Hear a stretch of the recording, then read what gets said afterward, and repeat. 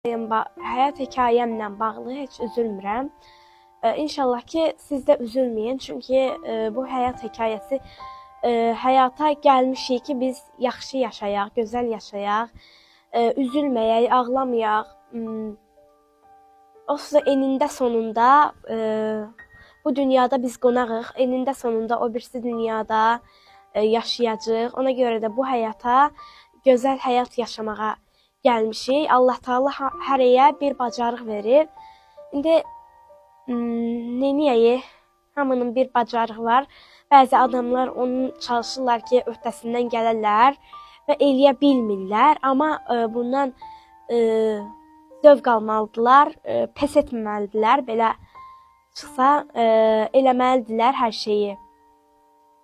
Amma mən çalışıram ki, həmişə hər şeyi bacarım. Yəni həmişə də hər şeyin öhdəsindən, altından çıxa bilirəm.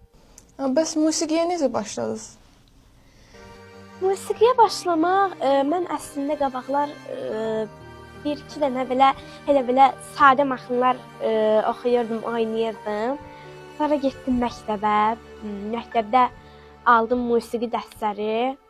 Sonra 7-8 yaşımda hiss elədim ki, mənim səsim var, yəni mənim bacarığım var. Dedim bunu gecikdirməyim, elə başlayım səs prosesimə, səs bacarığıma başlayım. Getdim musiqi təhsili aldım.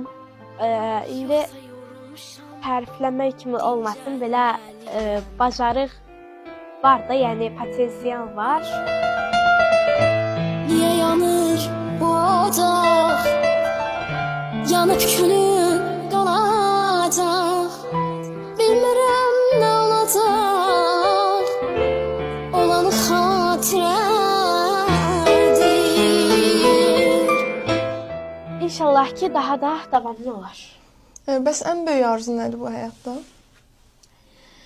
Ən böyük arzum, hər efirdə deyirəm, mən xalq artisti olmaq, gözlərimin açılması və sair belə arzularım var. İnşallah ki, hamısını gerçəkləşdirərəm. Leyla Əliyeva xanım sizə klip çəkdirib. Bu haqqda da bizə məlumat verə bilərsənmi? Bəli, Leyla xanım mənə bu yaxınlarda, bu il deyəsən, klip çəkdirdi.